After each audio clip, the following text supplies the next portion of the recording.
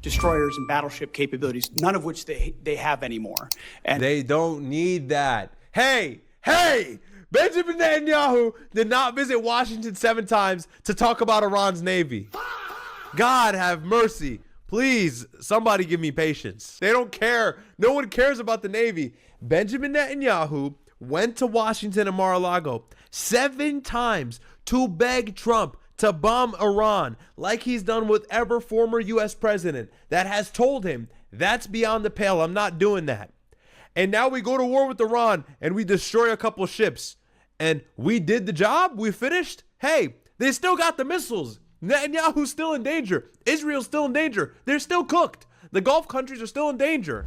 Ranking member, members of the committee, thank you for the opportunity to testify in support of President Trump's historic $1.5 trillion 2027 budget for the Department of War. The president's budget request reflects the urgency of the moment, addressing both the deferred maintenance of longstanding problems as well as positioning our forces for current and future fights. I'm honored to be joined alongside the Chairman of the Joint Chiefs and Jay Hurst. The Iranian-American community is against this illegal war, and if you approve this budget, oh shoot, damn. You will complicit in the war crime of this administration. Based Iranian.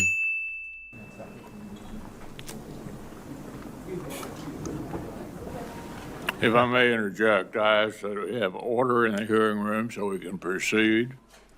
Like a fucking... I ask the witnesses suspend until the room is cleared. It appears it's cleared.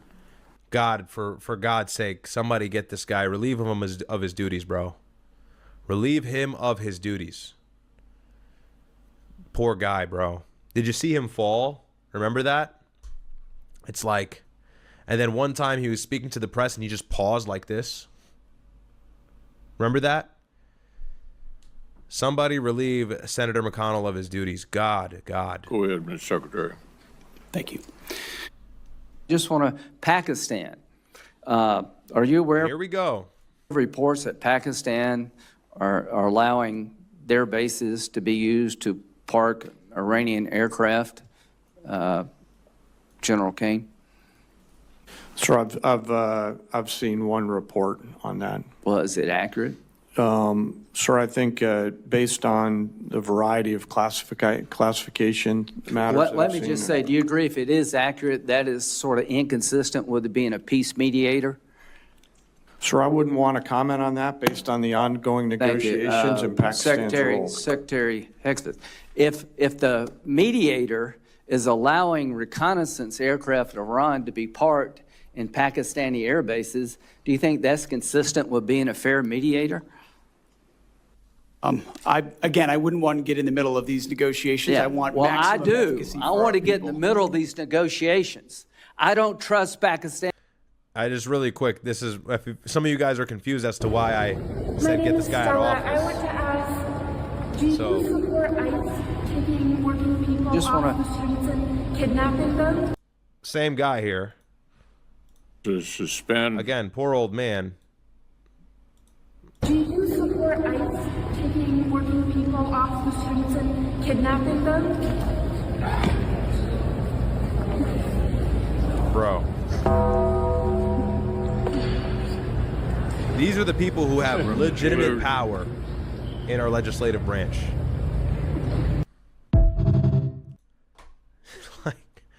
And it's like, you know, I'm laughing because of how ridiculous it is. I actually feel horrible. You know, he shouldn't be there. And then there's another clip of him like absolutely just cognitively freezing. It's sad. You know, it's sad. Everybody knows the deal with him.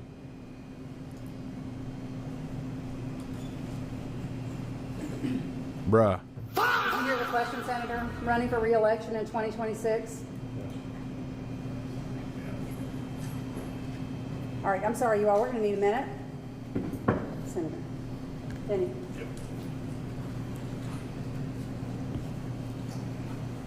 You know, so just get this guy out. Do some. Pakistan Nations and Pakistan's role. Secretary Hexton, if the mediator is allowing reconnaissance aircraft at Iran to be parked in Pakistani air bases, do you think that's consistent with being a fair mediator? I wouldn't want to get in the middle of these negotiations. I want well, I maximum do. efficacy I for want our to get in the people. middle of these negotiations. I don't trust Pakistan as far as I can throw them. If they actually do have Iranian aircraft parked in Pakistan bases to protect Iranian military assets, that tells me we should be looking maybe for somebody else to mediate. No wonder this damn thing is going nowhere. So No, Mr. Graham, this damn thing is going nowhere because Iran is like dealing a war of attrition. But it's true to some degree. Look, I'll actually acknowledge he's not entirely wrong. I mean, in boomer U.S. interest, I suppose I'm speaking from, Pakistan is kind of to some degree favoring Iran, like in these talks. And I mean, imagine, obviously Pakistan is Muslim, Iran is Muslim, Pakistan has a nuke. They don't want to see another nuclear power come about. Pakistan is desperate for peace because they feel some of this oil shortage as well. Pakistan also knows that the United States is arguing in bad faith. The United States is asking for unrealistic demands, and Pakistan is trying to play the middleman and broker peace. And they're seeing both sides. They're seeing people that were attacked and defending themselves, and they see people that are attacking for no reason except for Israel. So, Pakistan has shown some bias towards Iran. There's no doubt there. And I have seen reports, I don't know if they're verified or true, so take it with a grain of salt, that they have been kind of supporting them from the back door in regards to aircraft equipment, military equipment. Who knows if they're giving them money, all this stuff. So there's likely some truth to that. I appreciate all you've done. I'm very supportive of it. But when it comes to Pakistan and China, enough already. Thank you. Thank you. I just want to start off with saying that these military operations against Iran have been spectacular.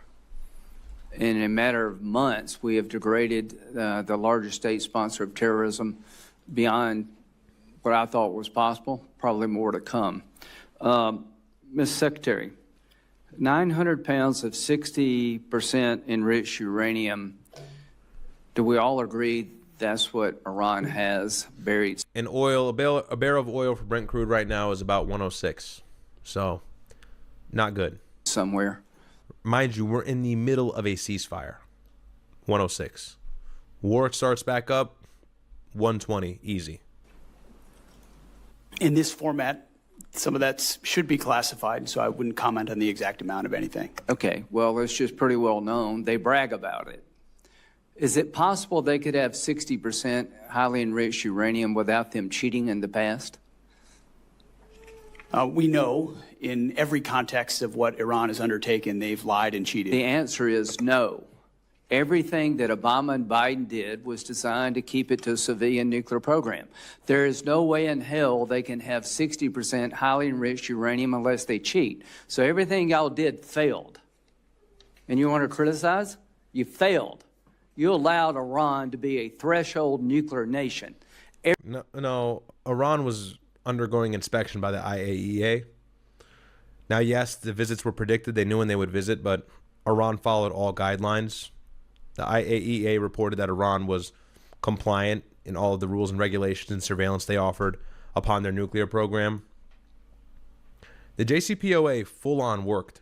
I laugh at the neocons who go, the JCPOA, we gave Iran cash. It was their money. Oh, with the JCPOA, they were going to go back to the nukes. They were going to go. It was 3.67%. Nowhere near weapons grade. Enough to power a plant at best. And Iran agreed. We released sanctions. Yeah, that's bad for Israel, but it ain't bad for us. Who cares? Who cares? I go, hey, we released sanctions on Iran in the JCPOA. That's a good thing. And they cut back on their nuclear program. Somebody goes, but the proxies. The proxies. Nigga, the proxies have nothing to do with us. That's Israel's problem, not ours. But the proxies. I've spoke about this millions of times. I'm not going to do it again, but it's so funny when people say that. Like, in regards to why the proxies exist and the purpose they serve. And Lindsey Graham will, of course, say Islamic State sponsored terrorism. So, The proxies. but the proxies. Shut up. Everything you Shut up. Do you like America or do you like Israel? did failed. Missiles, Diego Garcia. Did they shoot missiles at Diego Garcia, General Kane, They denied that. the Iranians?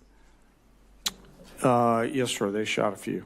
Under the protocols we had in place, They were denied it, but maybe they did. supposed to be I mean, let's be real. The war kicked off. Iran was shooting at everybody. able to do that.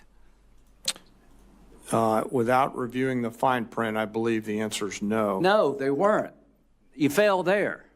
You failed to stop Iran from being a nuclear threshold nation. You failed to stop Iran from having missiles that could go thousands of miles. Why should we listen to you? Bottom line here.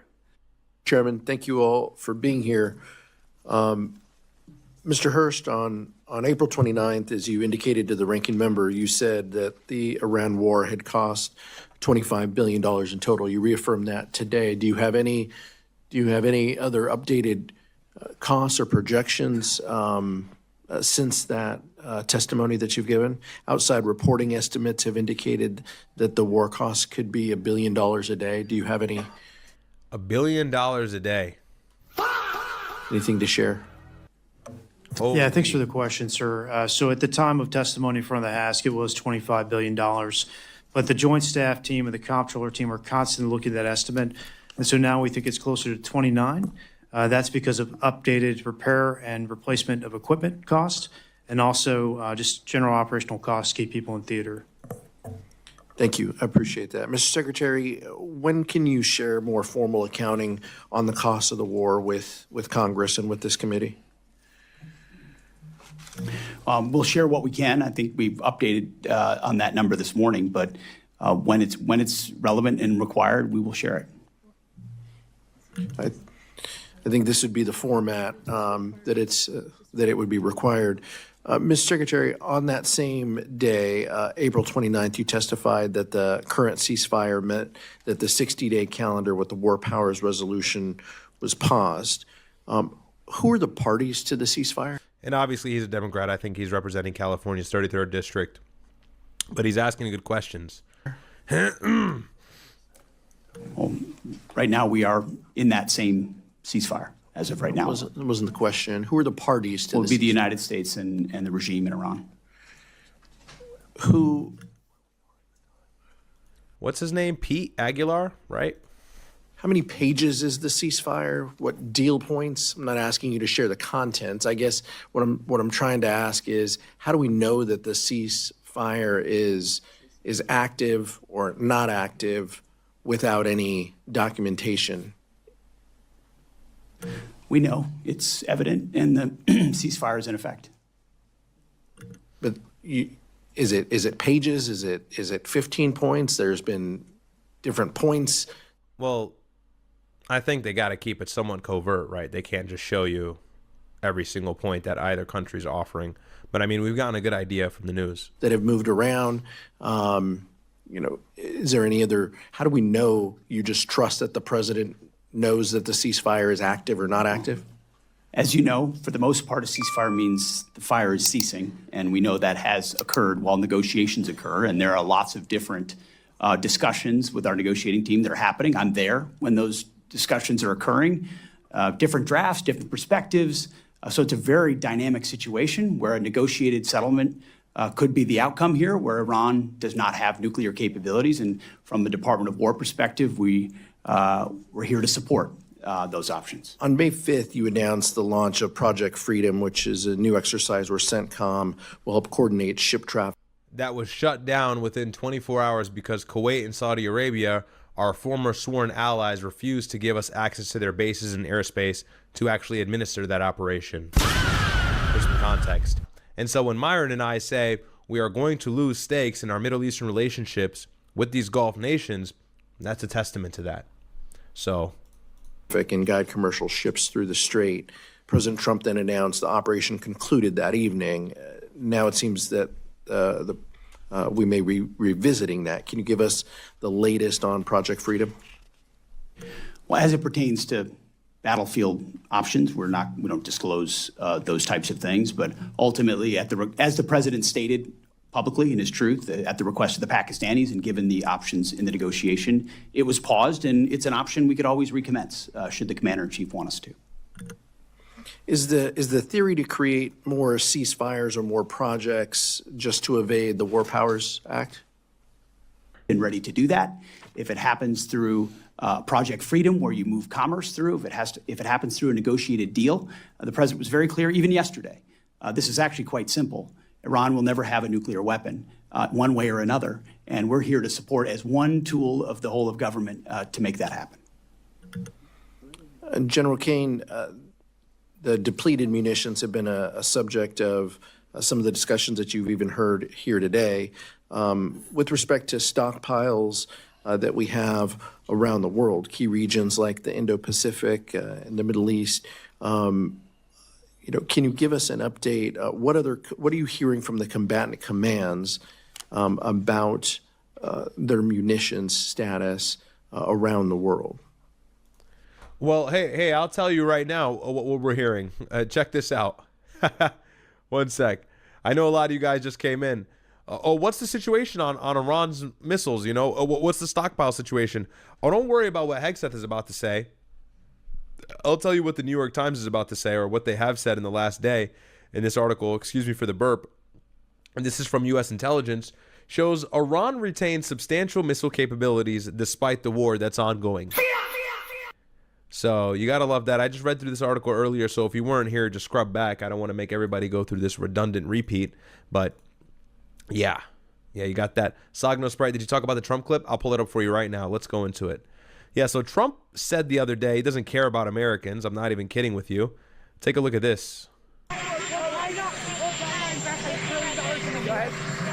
negotiating with Iran, Mr. President, to what extent are Americans' financial situations motivating you to make a deal?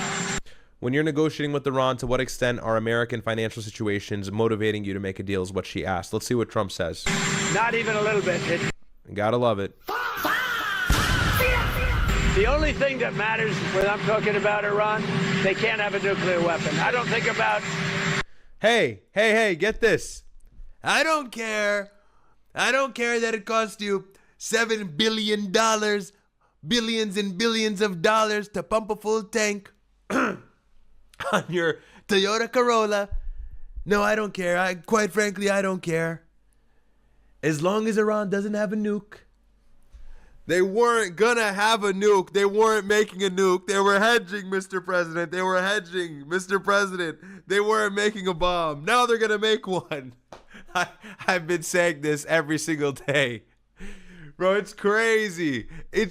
What are we doing? I don't care about Americans. Get more money. Nigga goes, hey, Trump, no one can afford anything. Trump says, get your money up. Broke nigga, get your money up, broke nigga. Okay, bro. I'm not gonna curse because my mom is going to give me a 5-minute lecture. Americans' financial situation, I don't think about anybody. I think about one thing. He's doing it with the hands. Look at his hands, bro. I think about one thing. Yeah, it's not you at home. It's not you. We cannot let Iran have a nuclear weapon. That's all. That's the only thing that motivates.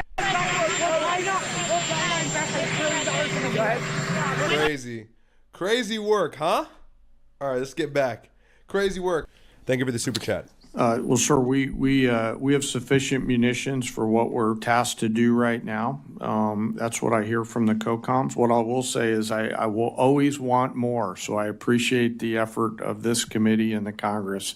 We're always going to want more munitions. Secretary Hegseth, what are you doing to support the involved services to recap their losses? We're submitting a $1.5 trillion budget that'll remake the department and ensure that every warfighter in the future has exactly what they need, and we're never in a fair fight. And I take issue with the characterization that munitions are depleted in a public forum. That's not true. And ultimately, we have all the munitions needed to execute what we need to execute, and we're going to ensure that we supercharge that going into the future. Okay, so you're going to strike them again? What do you mean? And, okay, you're going to supercharge that. Good luck to the Gulf countries. Hey, to anybody in the Gulf, genuinely good luck in the next few months. God bless you. I think you've heard differences from both sides of the aisle on that point. Yield back, Mr. Chairman. Thank you, gentlemen. Judge Carter. Being consulted. You said just a few moments ago, Mr. Secretary, we control the strait.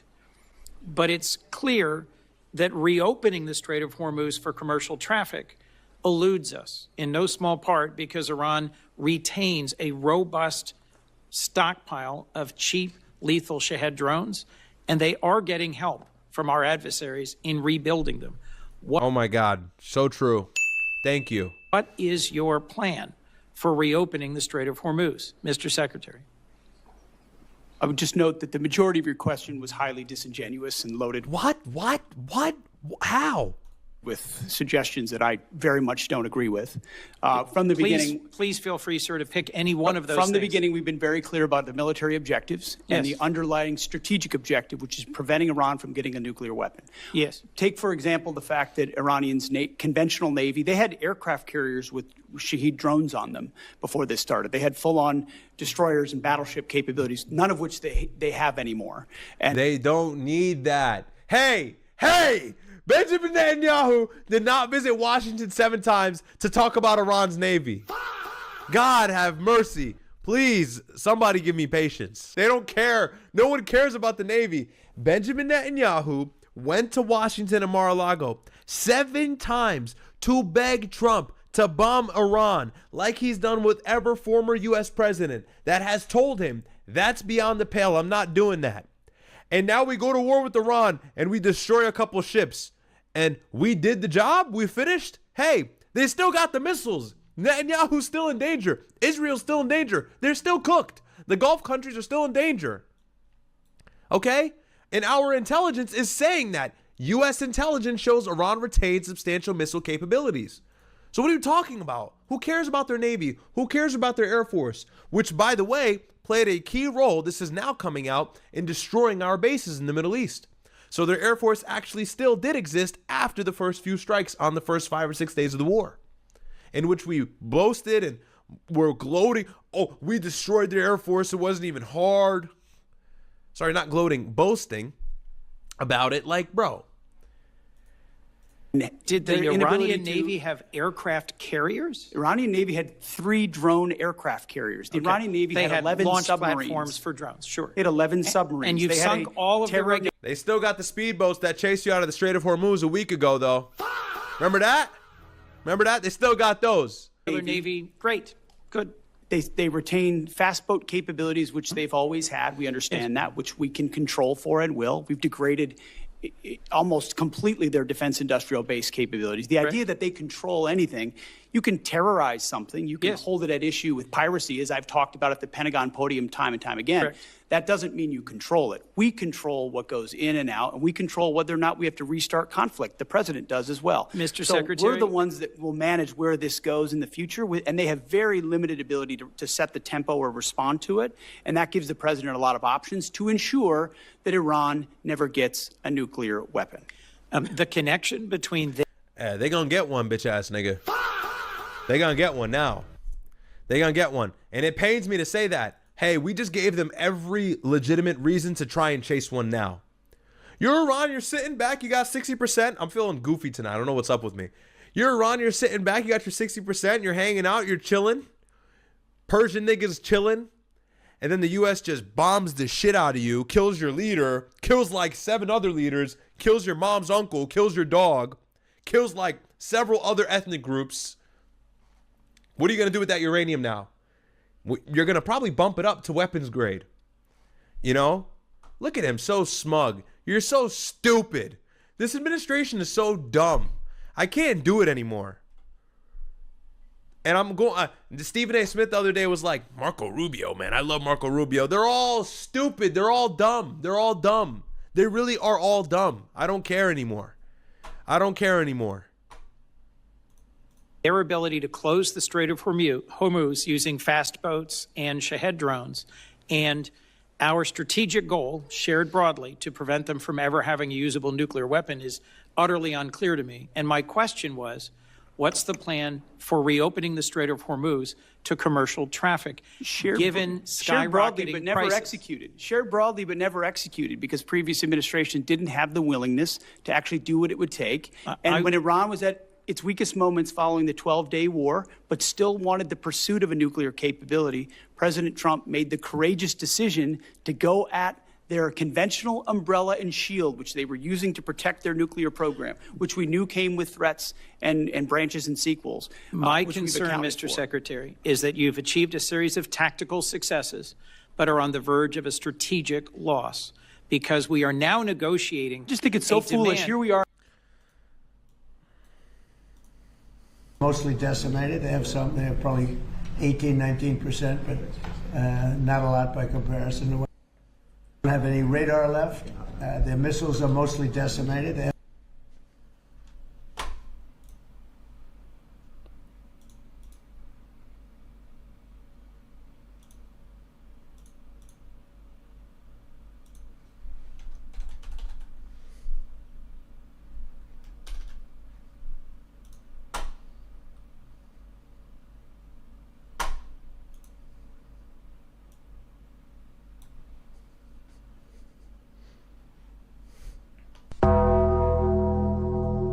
in a committee in the United States Senate 74 days in, and you're talking about strategic loss. We have the ability to defeat a 47-year threat. And he's saying the 12-day war weakened Iran significantly. No, we bombed Natanz, Fordo, Isfahan, their nuclear sites, 3 of them. And then Trump says after, and he parades to the media in his braggalicious mannerisms, he says, oh, we destroyed Iran's nuclear program. Matter of fact, we obliterated it. Or if you obliterated it, why did you start a war shortly after on the pretext of nukes? I thought you obliterated it. It's the same thing with everything. The protest. Oh, it's 35,000. It was 30,000. It was 10,000. Now it's 45,000. Pick a number. Hey, guys, you're going to lie. At least pick a number. Stick with it.